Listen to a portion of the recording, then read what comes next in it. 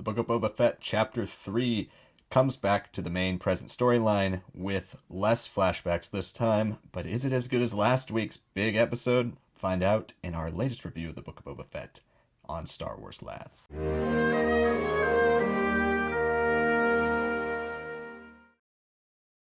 Hello, everybody, and welcome to this week's episode of the Book of Boba Fett review. It is Chapter 3, The Streets of Mos Espa? Yeah, Streets of Mos Espa. It is the Chapter 3 of Book of Boba Fett. We are going to be breaking this down. Complete spoilers, so if you haven't watched the episode, make sure you do before you come and watch our review, because we will be talking about everything that happens in the episode. And before we get started, hit that like button down below. Subscribe to the channel for Star Wars content, usually 3 days a week. This week, 5 days a week. So you're going to want to stick around with Star Wars Lads for a ton of Star Wars content. And we'll continue to cover the Book of Boba Fett for the rest of the week and for the rest of the show. We'll be covering on Friday. We will have our predictions and speculations for Chapter 4 of the Book of Boba Fett, now that we've kind of gotten a lot of answers in this exposition-heavy episode that it kind of really fills in the gaps from what we've missed in the present day so far in these first 2 episodes. So now, let's get into it. Yeah.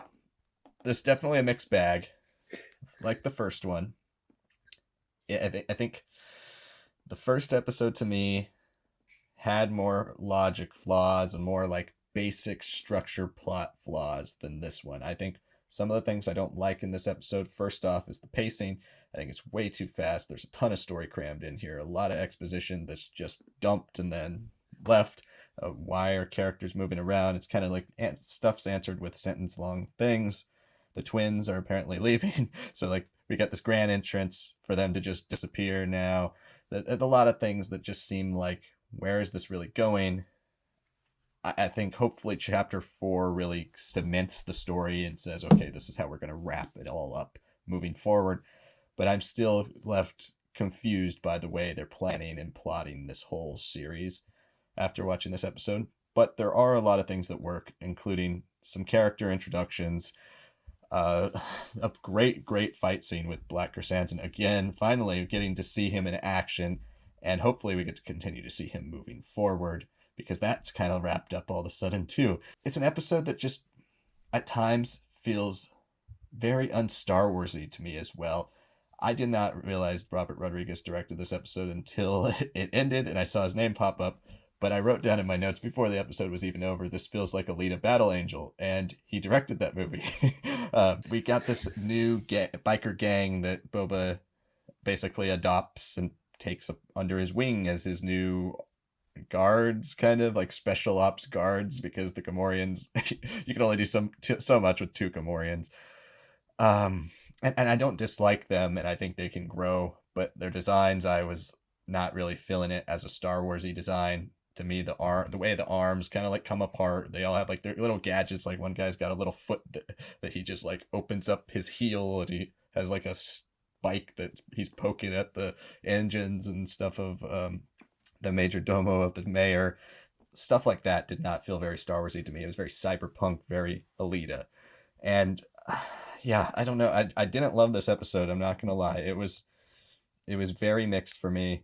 I think I like it a little bit better than the first episode because of Black Chrysanthemum, mainly. Like, really, if he wasn't in it, and some of the stuff with the twins, and then eventually the Rancor reveal, that block of time, that like 15-minute block of time, I thought was really strong. Again, it could have been paced a little better. It could have been a little bit longer. We could have gotten a little bit more to it. The Black Chrysanthemum attack is just kind of very abrupt. It's just out of nowhere. It pulls us out of our flashback sequence, which is its intended intent. But I don't know. I feel like this was a very disjointed episode in a lot of ways. And I'm left, once again, wanting more from the Book of Boba Fett. And we know it can be great, because last week it was very, very good. And it hit the right notes when it needed to. But again this week, and really for the whole show, even last week, I felt like it was paced a lot better because they divided the episode in 2 parts. But again, by the time it's over, even with all the great stuff that happens, you are left a little bit wanting for the main storyline. You're like, okay, it's just teases after teases, and it seems like they can't really find the right balance between the 2 storylines yet. It's either one heavy on one or heavy on the other, and we can't find the complete like the complete way to unite these two things and move it forward as a really a naturally flowing narrative instead of having to just go back to Boba sleeping in the back to tank and then cut back to live. Like I don't know. I'm getting frustrated, but I have a lot of hope because of the creators involved with this show. But anyway, what were your general thoughts on the Book of Boba Fett Chapter 3?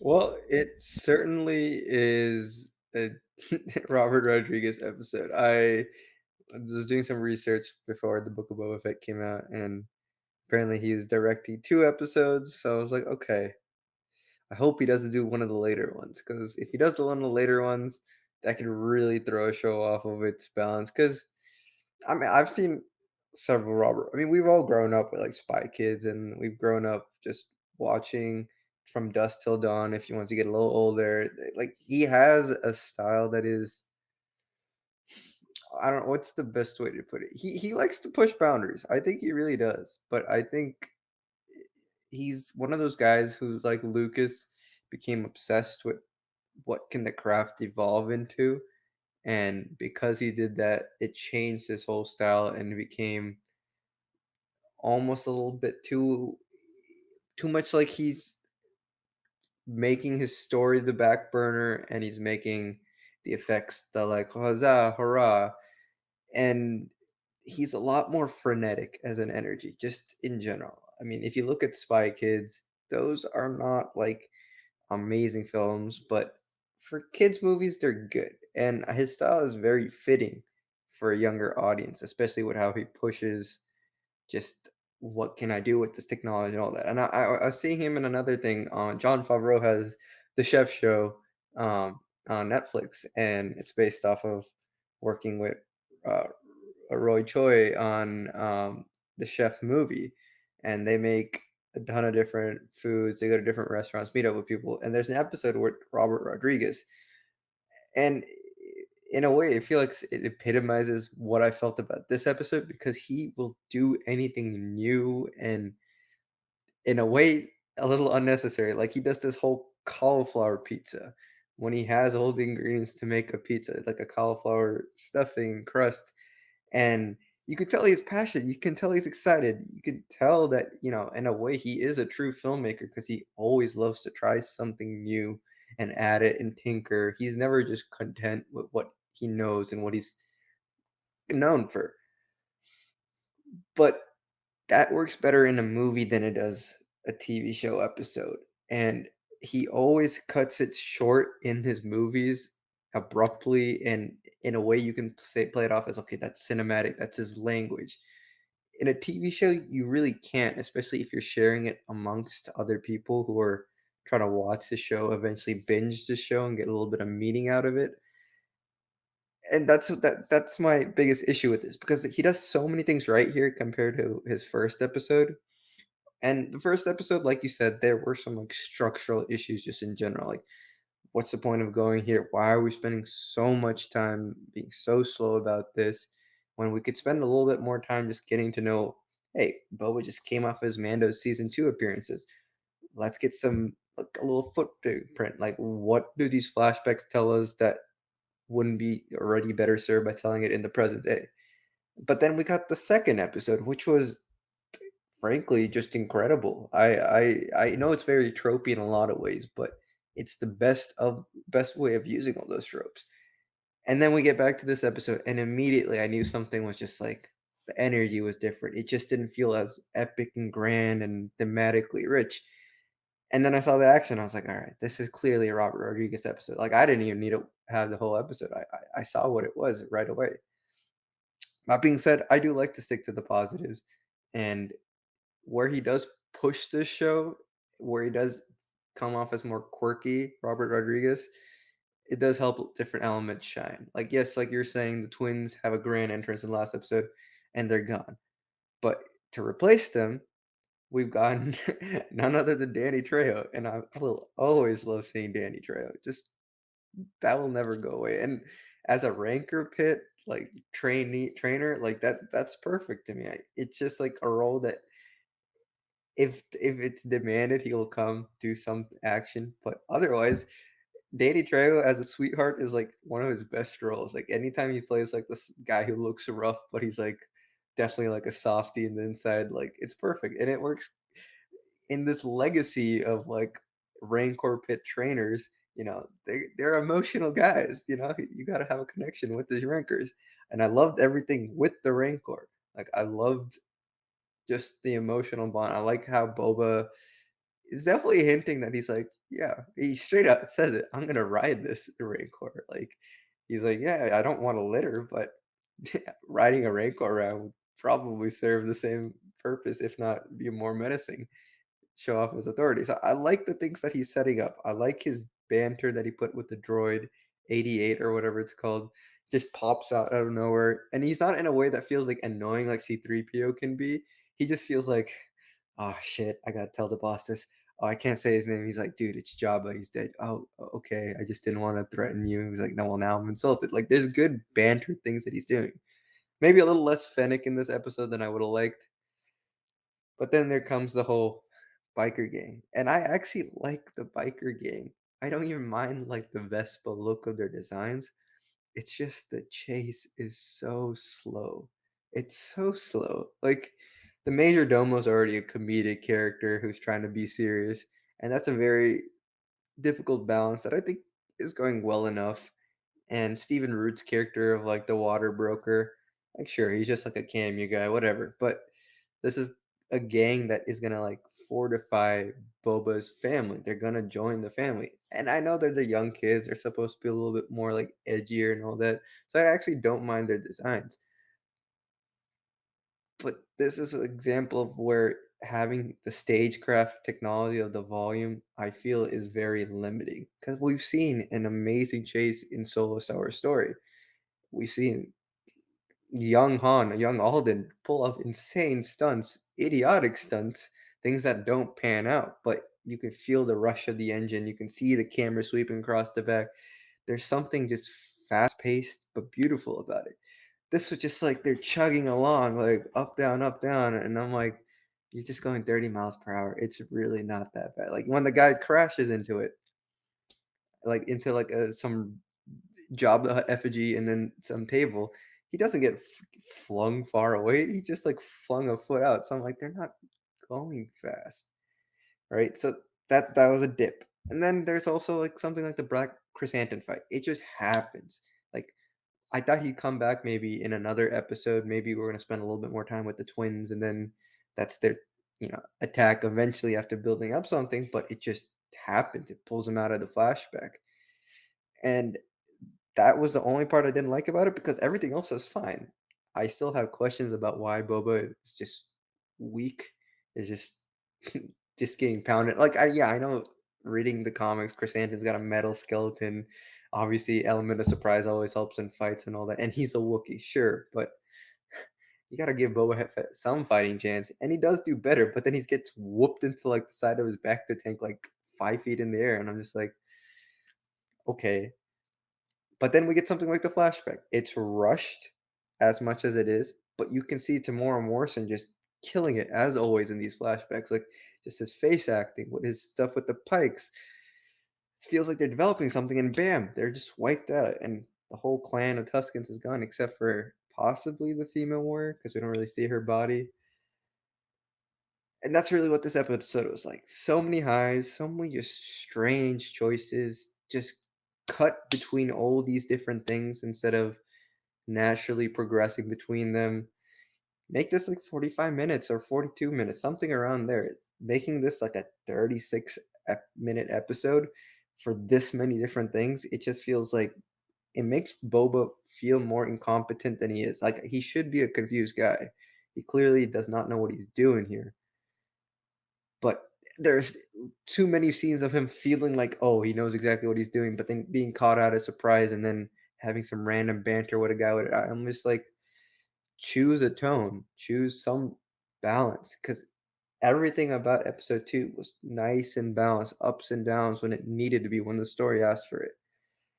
This, I don't know. This I liked it a lot more than the first episode, but it feels like it's having some of that season 1 syndrome of Mandalorian, but definitely it feels a little worse because I know it's Rodriguez for 1 and 3, and for a guy who's been around this long, you should not be making episodes that feel more off-putting than the Bryce Dallas Howard episode. Like, and she killed it in her first episode, I thought, and she improved in season 2. For his second episode in this season, he kind of came off as like Filoni, but more in his episode in season 1, but just way more out of control and yet somehow so scrunched up at the same time. Yeah, I take issue a little bit with the way Boba has been treated over it. And I know a lot of people have had a problem with the Boba portrayal really since the first episode. And I haven't. I wanted to see this grow, and I like what they're doing with the flashbacks, and I think yes, it is cliche, but it is growth for the character, and we get to see him evolve into who he is in the modern times, and I hope we continue to see that, because to me there's just so many holes in this whole thing. Like, why Tatooine for Boba? Why? Like, there's no reason why yet, and I'm still waiting for that reason. Why Jabba's palace? Why Mos Espa? Why Bib Fortuna? Like, why all of this stuff, right? it's it doesn't make sense yet. And yes, we still have 4 episodes left, so that's over half the show. It's still to come out, so we're not going to jump to conclusions or act like the world's ending, because this was another less than great episode. But I still have a problem with, why is he struggling way more than he was in The Mandalorian season 2? Just in general, fighting, leader, uh, even just respect from other people. Like in Mandalorian season 2, everybody's like, yeah, that's Boba Fett. He's got the armor on. People like look at him, and Bo-Katan knows exactly who that is. Everybody knows who Boba Fett is, but in this, people treat him like he's like some second class bounty hunter, like nobody's ever heard of him. I don't understand why he has to work so hard to earn his stripes in the eyes of the people. I can understand as a leader, as a daimyo, you know, it's a new position for him, right? But people should still look at Boba Fett and not. It almost looks like they're winking, winking at the camera, like, this guy's old now. Like, this is Boba Fett. He's got the armor. He's got the helmet. You should be afraid of him. These people should be afraid of him, not these. Like, I can understand some punk kids not knowing who he is, right? But everybody else is kind of like tiptoeing around, trying to give him some flattery so that he'll do what they want him to do, and he kind of falls into those traps. It just seems like he has no plan. He has no idea what's going on. Why did he want to be daimyo in the first place if he has no idea how to run Mos Espa? He has no plans. He has no army. He has nothing. He has no resources. I'm just starting to find it less and less believable why he's there, because as we progress down this story, he's just like flying by his coattails, right? He just has no idea what to do. Oh, he decides to use his jetpack in this episode, but he does it after the action's over, so we don't even get to see Boba Fett fight. It's just like, I'm looking forward to the show finally crystallizing its vision, finally deciding what it wants to be, what it wants to do, and moving forward with it. Because last week it felt like it's the Tuskens, and we're going to really give Boba background with Tatooine, why Tatooine is so important to him, and why he wants to now come to Tatooine and take over, because he has this other family, right? It's his born again family. But now, if they're all dead, and they're not all dead, but no, most of them are now dead.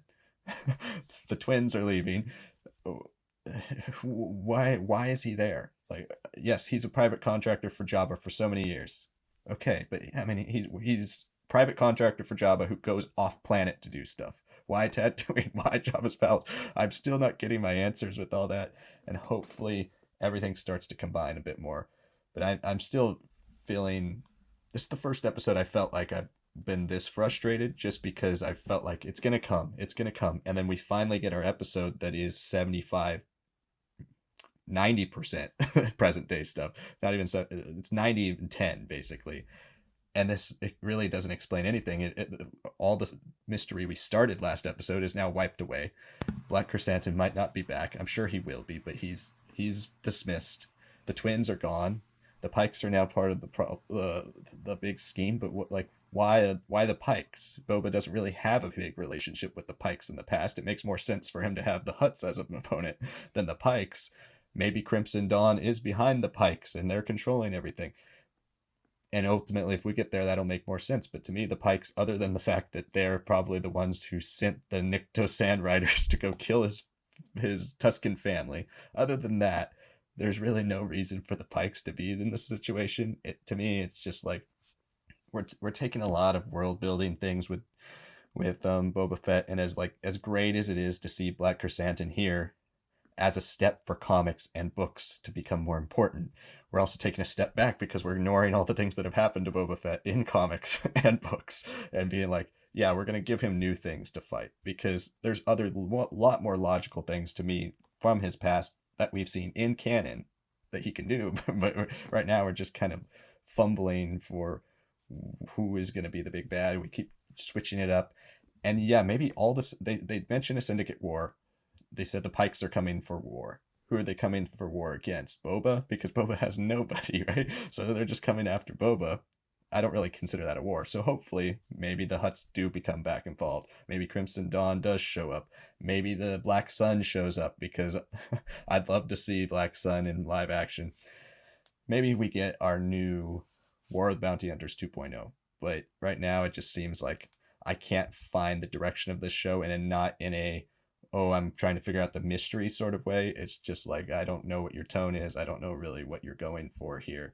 And you have all these different steps and this different varieties of tones, and some you nail, but then some are just like, what's the point? Like, where this felt like this could have been episode one, and episode one's feeling more and more pointless now because a lot of the exposition that was stretched out into 38 minutes in that episode could have been added to this and made a 50-minute episode. Like, it's just, I don't know. The show's feeling all over the place in the present day storyline, which again is the most interesting because we don't know what's going to ultimately happen there. We know with the Tuscans, we don't know what happens to them as a group or Boba's relationship with them, but we know where Boba's going to end up from there. We don't know what's going to happen to Boba after because we don't have any of that information now. So that's what we're ultimately all so much more interested in. And at this point, that's the part that's really being dropped right now. And hopefully, I'm really hoping next week it starts to give me a little bit more hope again. But yeah, that's my rant. I don't really know how if I have any much more stuff to say. Do you have any closing thoughts before we wrap up this spoiler review?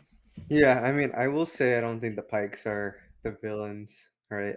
I feel like there's gonna be a lot more cameos, a lot more villains, but I think they're a stepping stone. I think they are being kind of controlled by I'm still saying Crimson Dawn. It could be Black Sun, right? Maybe that could be an interesting way to bring the Fallen into live action.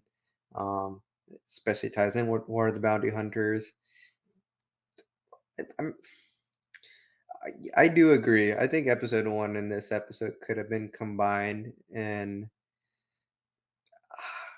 I'm still putting more of this on Rodriguez' directing style more than it is on the writing by Filoni and by Favreau. Because look, we've watched everything Filoni's written. We watched the Clone Wars. We watched the Rebels. We even watched Avatar: The Last Airbender. We know the quality that this guy can put, and Favreau is no slouch either.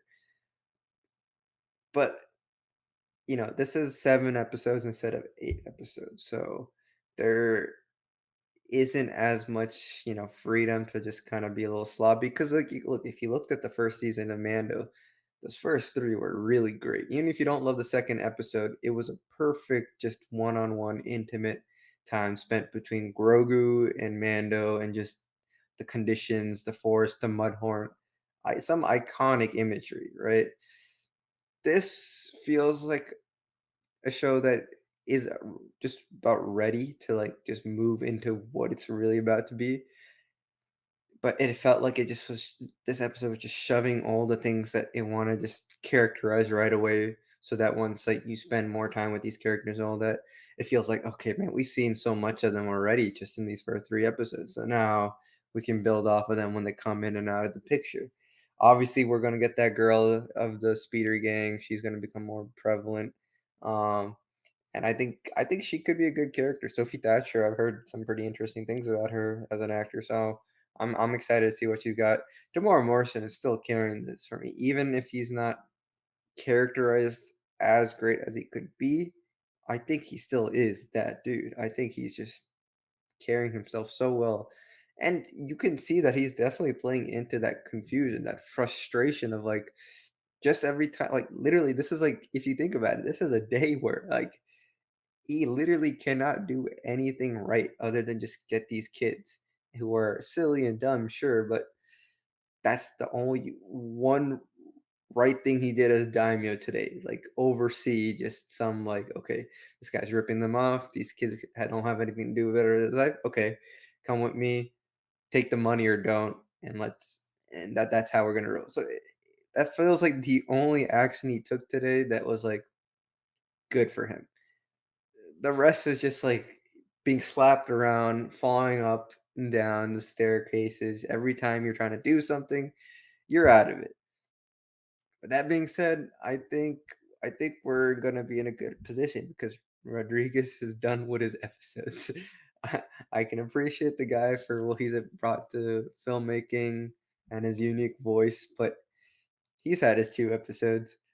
I- I'm expecting 4 through 7 to just banger, banger, banger, banger. Like I believe this ramp up is gonna be amazing, and I'm excited to see Boba ride a Rancor. Like that alone will just make up for anything on this episode. There's so many things about this episode that were really good, like the fight scene and the Rancor being introduced, spending more time with the twins.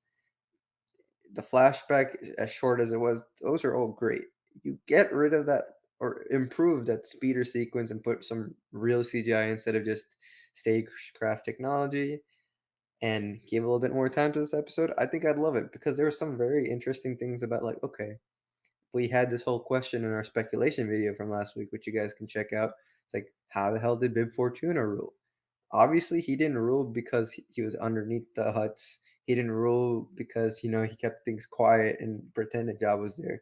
He ruled because he used his like level of thinking as like an almost like a major domo in his own way of balancing like the different syndicates.